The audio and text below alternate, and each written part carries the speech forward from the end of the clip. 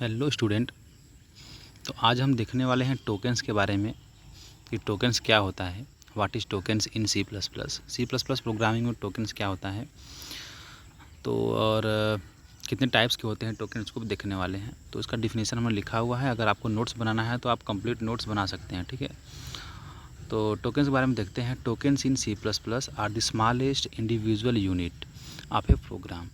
जो टोकन्स होता है वो C++ का एक इंडिविजुअल यूनिट होता है जो कि साइज़ में बहुत छोटा होता है। मतलब कि आप समझ लीजिए कि यूनिट मतलब होता है सबसे छोटा।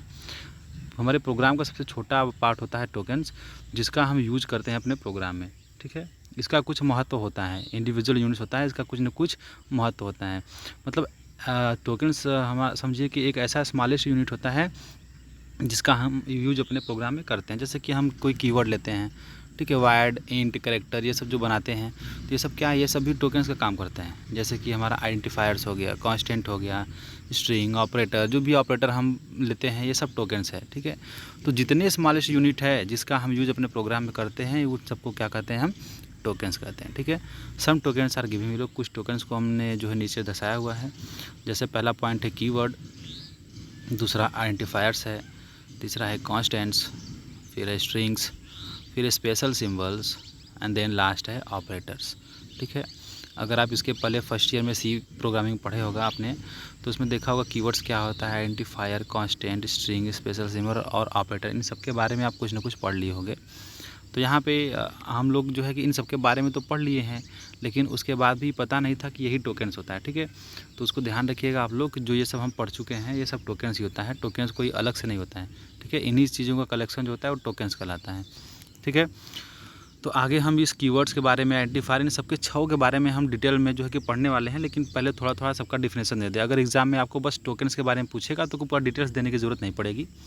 आप इन छः के बारे में 2-2 लाइन, 3-3 लाइन, जो भी इसका बस एक छोटा सा इंट्रोडक्शन बेस्ड पे अगर आप कुछ बता सकें तो उसको जो है एग्ज़ाम में आप कर दीजिएगा। अगर डिटेल में पूछेगा तो फिर आप डिटेल में उसको दे सकते हैं, लेकिन जब तक नहीं पूछता तब तक आप बस उसका इंट्रोडक्शन बेस पे आप बस इंट्रो दोगे, ठीक है। तो आगे हम देखते हैं। सबसे पहला पॉइंट हमारा है कीवर्ड्स, ठीक है। देखिए अब कीवर्ड्स क्या होता है, नाम से ही लग रहा है कीवर्ड्स, मतलब ये कोई वर्ड्स होगा। कीवर्ड्स मतलब ये प्री डिफाइन होगा, ओके। देखते हैं।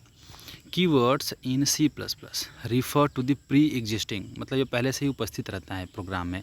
Reserve word, pre existing reserve word, ठीक है। ये एक ऐसा रिजर्व वर्ड होता है जो कि पहले से ही उपस्थित होता है हमारे हेडर फाइल के अंदर, इसको रखा जाता है, ठीक है। इसको हम यूज़र जो है बनाता नहीं है, यूज़र बस इसका यूज़ करता है, okay. We can't use any keyword as a variable. जब हम कोई वेरिएबल बनाते हैं तो उस वेरिएबल के नेम में हम कीवर्ड का यूज़ नहीं कर सकते, okay. Some keywords are given below, जैसे कि कुछ कीवर्ड्स नीचे दिया गया, जैसे डिलीट हो गया। डिलीट क्या है, कीवर्ड है, इसका कोडिंग पहले से किया हुआ है, हम इसको बस यूज करते हैं, इसको हम फिर से बना नहीं सकते। डू हो गया, कैर हो गया, कैर मीन्स कैरेक्टर डेटा टाइप है। केस हो गया, this, wide, while, int, float, बाकी जितने डेटा टाइप हैं ये सब कुछ क्या है, ये सब कुछ हमारा एक कीवर्ड है, ठीक है। All keywords are written in lower case, okay. याद रखिएगा, जब भी हम कीवर्ड्स का यूज़ करेंगे तो उसको हमेशा लोअर केस में ही लिखेंगे, इसको हम जो है कि कैपिटल लेटर में नहीं लिख सकते, ओके। ठीक है दोस्तों, फिर दूसरा हम देखते हैं। दूसरा हेडिंग क्या था, आइडेंटिफायर्स। आइडेंटिफायर्स नाम से आपको लग रहा है कि ये किसी चीज़ को या किसी वेरिएबल को या किसी भी कांस्टेंट को ये आइडेंटिफाई करने के लिए यूज़ किया जाता होगा, ठीक है। तो देखते हैं इसका डिफिनेशन क्या है। तो identifier is a sequence of characters, मतलब कि जो आइडेंटिफायर्स होता है वो सीक्वेंस ऑफ कैरेक्टर्स होता है। मतलब कि कैरेक्टर्स को अगर एक लाइन से एक सीक्वेंस में अगर रखा जाए तो उसको हम क्या बोलते हैं, आइडेंटिफायर्स बोलते हैं। Use to define various things like variable, constants, function, classes, objects, structures, union, etc. मतलब कि हम आइडेंटिफायर का यूज़ कब करते हैं, डिफाइन वेरियस थिंग्स। जैसे कि हम वेरिएबल बनाते हैं तो उसके लिए हमको आइडेंटिफायर्स का यूज़ करना पड़ता है, ठीक है। अभी देखिए, अगर स्टूडेंट आपको समझ में नहीं है आइडेंटिफायर के बारे में तो समझिए कि जैसे कि हम कोई वेरिएबल बनाते हैं ना, तो वेरिएबल का नाम लिखते हैं ना, जैसे कि इंट a बराबर 10, तो इंट तो डेटा टाइप हो गया, लेकिन जो a लिखते हैं ना वेरिएबल का नाम, वो क्या है, वो आइडेंटिफायर्स है, ओके। कांस्टेंट बनाते हैं हम या फंक्शन का नाम लेते हैं, क्लास का नाम देते हैं, ये सब कुछ क्या कहलाता है, इन सबको हम आइडेंटिफायर्स ही बोलते हैं, ठीक है। कुछ रूल्स हैं आइडेंटिफायर को बनाने का, जैसे कि वेरिएबल बनाने का रूल्स होता है, वेरिएबल का नेमिंग करने का। वैसे आइडेंटिफायर्स को लिखने का भी कुछ रूल्स होता है, उस रूल्स को हमने नीचे दर्शाया हुआ है, उसको भी देखा जाता है। ठीक है, फर्स्ट पॉइंट देखते हैं, rules for formation of the identifiers का पहला पॉइंट है, an identifiers consist of alphabets, digits और अंडरस्कोर। मतलब कि आइडेंटिफायर्स के जो नेमिंग है उसमें हम बस अल्फ़ाबेट्स का यूज़ कर सकते हैं, डिजिट्स का यूज़ कर सकते हैं और अंडरस्कोर का यूज़ कर सकते हैं। इसके अलावा हम बाकी किसी चीज़ का यूज़ नहीं करेंगे, ना ही कोई स्पेशल सिंबल, ना ही कोई इमेज, कुछ भी हम यूज़ नहीं कर सकते। बस हम यहाँ पे अल्फ़ाबेट्स, डिजिट्स या अंडरस्कोर यूज़ कर सकते हैं। ओके, सेकेंड पॉइंट है, it can't start with the digits. मतलब कि डिजिट्स का यूज़ तो कर सकते हैं लेकिन डिजिट से हम स्टार्ट नहीं कर सकते हैं।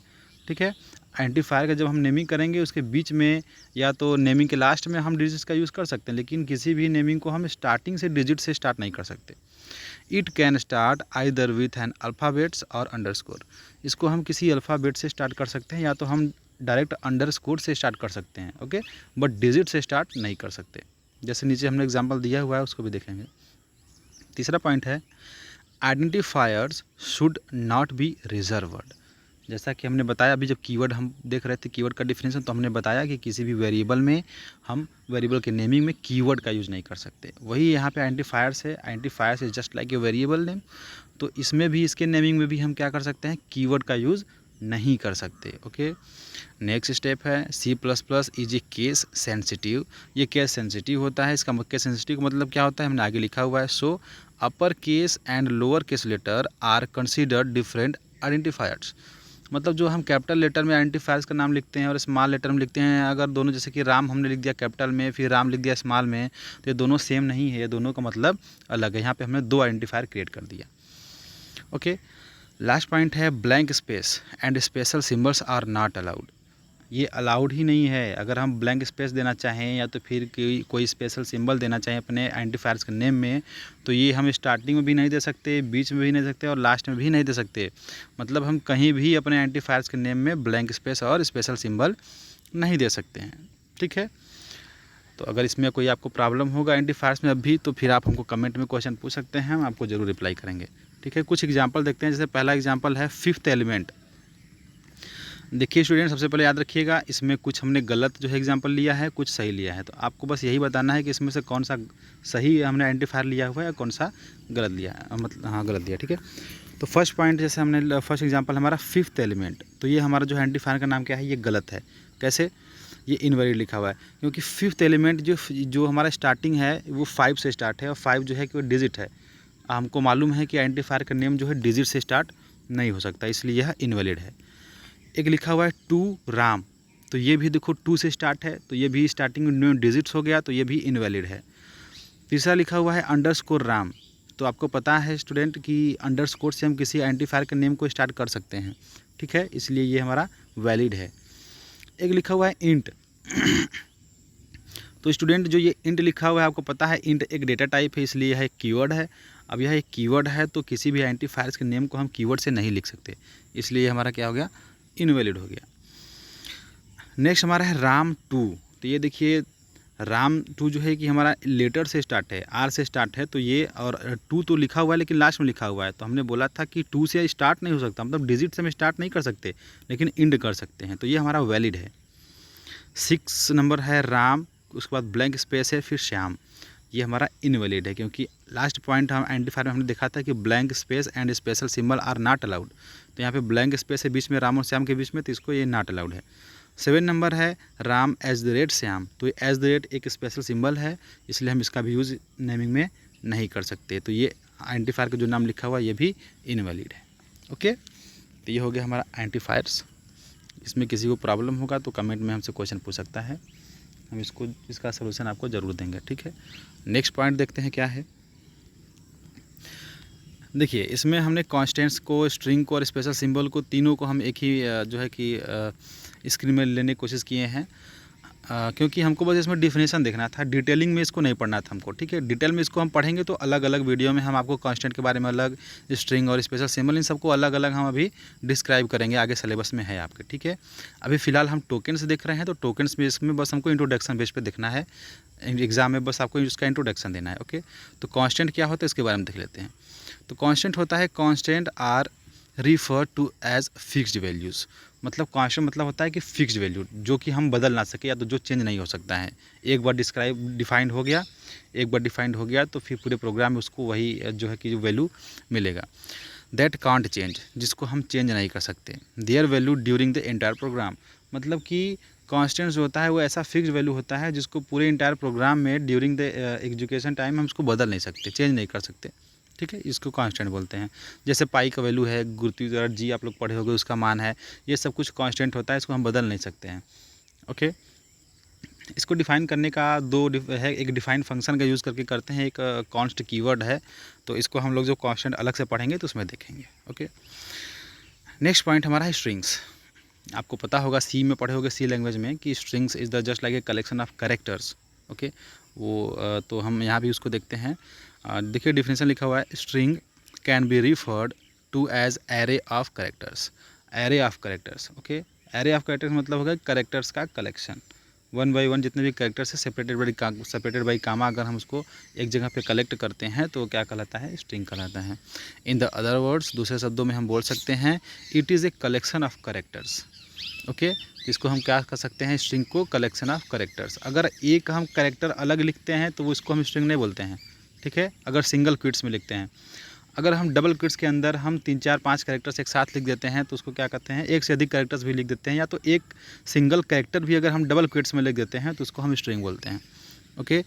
आगे लिखा हुआ है, it is enclosed with in double quits, okay. Double quotation के अंदर हम क्या करते हैं, स्ट्रिंग को लिखते हैं। अगर कुछ भी, कोई भी डिजिट्स हो या तो हमारा कोई भी जो है कि लेटर्स हो, अगर उसको हम डबल क्विट्स के अंदर लिख देते हैं तो वो क्या काम करता है, वो स्ट्रिंग का काम करता है, ठीक है।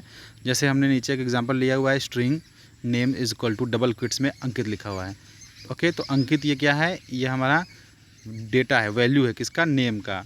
और ये नेम क्या है, ये वेरिएबल का नाम है, ठीक है।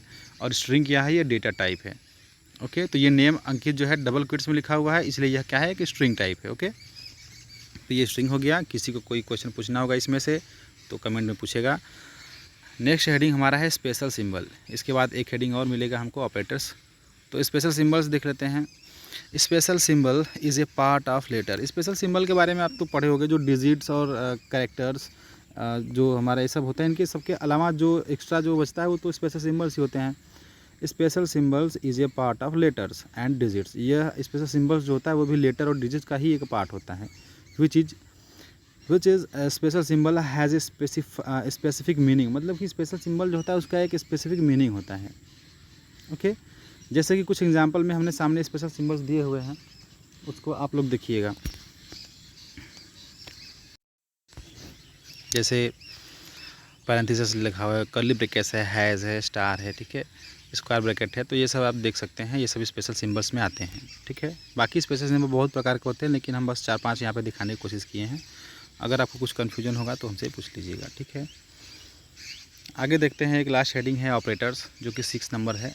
उसके बारे में देख लेते हैं। अभी ऑपरेटर्स के बारे में आगे हम लोग पढ़ने वाले हैं C++ में। तो ऑपरेटर्स आर सिंबल। ऑपरेटर क्या होता है, एक प्रकार का सिंबल होता है। Which are use to perform, जिसका यूज़ किया जाता है परफॉर्म करने के लिए क्या, स्पेसिफिक ऑपरेशन। मतलब ऑपरेटर्स का यूज़ हम करते हैं किसी ऑपरेशन को परफॉर्म करने के लिए ऑन द डेटा पे, ठीक है। There are 3 types of operator in C++। तो C++ में 3 प्रकार का लगभग ऑपरेटर्स हमको देखने को मिलता है। पहला है यूनरी ऑपरेटर, दूसरा है बाइनरी ऑपरेटर और तीसरा है टर्नरी ऑपरेटर। अभी बहुत सारे अभी आप लोग सोच रहे होंगे कि arithmetic operator, logical operator, bitwise, ये सब कहाँ चला गया, ठीक है। तो अभी ये इन सब का टाइप्स में आते हैं, ठीक है। जैसे कि पहला हमारा यूनरी ऑपरेटर है, ठीक है। यूनरी ऑपरेटर में 1 ऑपरेंड्स, केवल एक ऑपरेंड्स, अगर कोई एक वेरिएबल या एक ऑपरेंड्स के बीच में अगर हम कोई ऑपरेशन करते हैं तो उसको यूनरी ऑपरेटर बोलते हैं। दूसरा हमारा 2 ऑपरेंड्स, मतलब जो बाइनरी ऑपरेटर है उसमें एक से अधिक अगर ऑपरेटर के बीच में हम ऑपरेशन करते हैं उसको बाइनरी ऑपरेटर बोलते हैं। और इस बाइनरी के ही टाइप होते हैं अर्थमेटिक, लॉजिकल, बिटवाइज, ठीक है। इस सबको हम अभी ऑपरेटर्स का जब डिटेलिंग में देखेंगे तो उसमें हम लोग कंप्लीट करेंगे। एक टर्नरी ऑपरेटर होता है, उसमें एक टर्नरी ऑपरेटर होता है, उसमें 3 ऑपरेंड्स होते हैं, मतलब कि 2 से अधिक जब 3 ऑपरेटर्स का हम जो है कि एक साथ जो है कि अगर 3 क्या बोलते हैं 3 ऑपरेंड्स का एक साथ अगर हम जो है कि ऑपरेशन करते हैं तो उसको हम क्या बोलते हैं, टर्नरी ऑपरेटर बोलते हैं। ठीक है, ये ऑपरेटर्स हो गया है। बाकी अभी डिटेल में हम ऑपरेटर्स को देखने वाले हैं। आप लोगों को कोई भी प्रॉब्लम होगा, क्वेश्चन होगा, आप लोग हमसे पूछ सकते हो। ठीक है, चलिए धन्यवाद।